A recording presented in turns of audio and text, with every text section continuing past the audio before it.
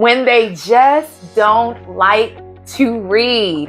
In today's training, we are going to be discussing 15 practical strategies that you can use whether you teach at home, school, church, anywhere that you read to young children. Inspired by the lesson planner that literally says when lessons do not go according to plan, use those lemons to make lemonade. We're going to take that same concept and apply it to reading, because we're going to take those lemons that the children are showing us and we're going to make some nice and tasty reading lemonade. Let's get right into today's training. Before we get into the 15 practical strategies of making reading time better, let's keep this in mind.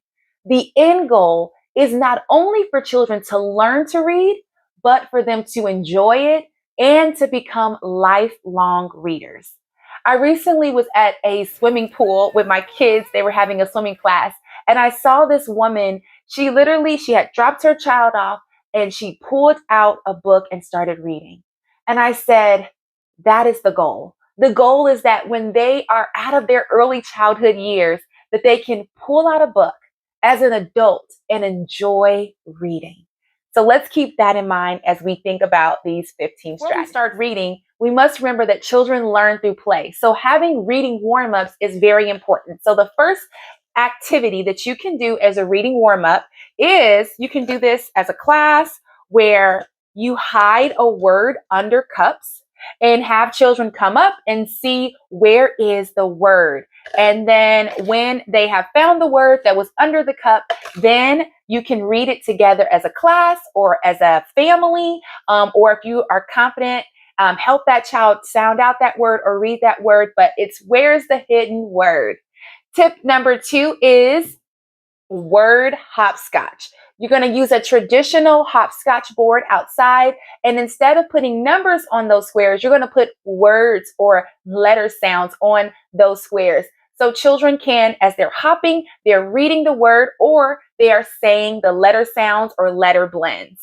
Number 3 is a storytime clue bag. A storytime clue bag is something you want to have before you read, where you can shake the bag and have children come up, pull different objects out of the bag. So here is a cheetah. We have a map. Oh, we're going somewhere in the world.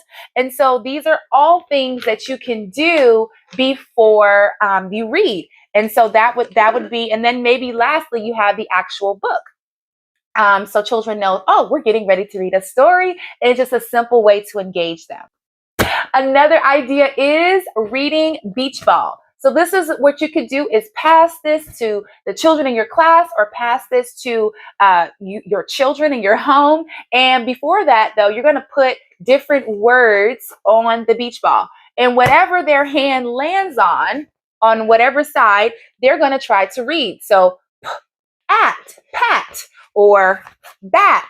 And the good thing about using a beach ball, you can erase these very easily with dry erase markers. Write it with dry erase markers and it can be easily erased, and you can play again and build on their vocabulary. Another idea is you can just get some sticky notes or index cards or paper, and you can draw something that your child or your students love.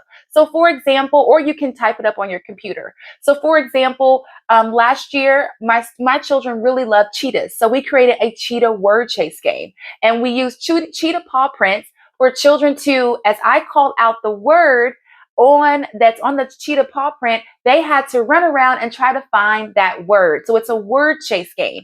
You can either draw it or you can get a little fancy like I did and type it up. And if you guys want the link to that cheetah word chase game, I will link it in the description of this training.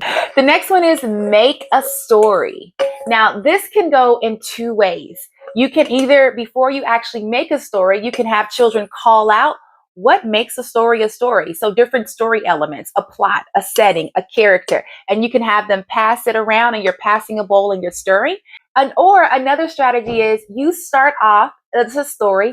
Once upon a time, there was a cow. And then you pass it to the next child or the next student and they add to the story, and you guys are literally making a story. Another strategy is set the scene. before you read. Set the scene before you read. So could you add some fabric? So for example, last week we read a story about the ocean. So I had this fabric out. I had some water. I had some sand. What are some simple props that you can do to set the scene? Do you need to take story time outside? If you're reading about nature, why do story time inside? Take the kids outside so they can experience the sights and the sounds of the story, or the visuals of the story. Strategy is word puzzles, whether they're building a word or building a sentence. These are some simple, fun ways to engage children in reading in a very playful way. Another idea is build a word. Build a word with sand. Write in the sand. Build a word with sticks. Build a word with popsicle sticks. Build a word with pipe cleaners. Make snow. Write words. Write letters.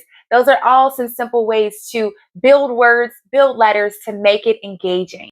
Flip a word literacy game. You're going to write words on sticky notes. And as children flip over the little turning thing on this tic-tac-toe game, they're going to read the word that they flip. And some of the X's and O's, I didn't put any words there just to kind of make it fun. But yeah, that's just a little DIY game. We have some warm-up ideas. Now let's get into when we actually start reading. It's very simple. Read with emotion. Read with props or puppets. Ask questions while you're reading. Choose books that are based off your students' or your children's interests. Last but not least, make books accessible and available in everywhere, in every place and everywhere that you can fit them throughout your classroom or throughout your home. And if you guys need more books that playfully build a love for faith or learning or literacy, I will make sure that I leave the links to books that I've written that have been designed just with that mission in mind. But if you enjoyed today's training, be sure to let me know your thoughts. What are some tools and tips that you plan to use as a parent or an educator? I would love to hear about it in the comments below. And let me know, where are you watching from? Who are you? Are you a parent? Are you a teacher? And I look forward to talking and continuing this conversation in the comments below. If you're watching this on YouTube, be sure to like and subscribe. I'll talk to you guys later. Bye.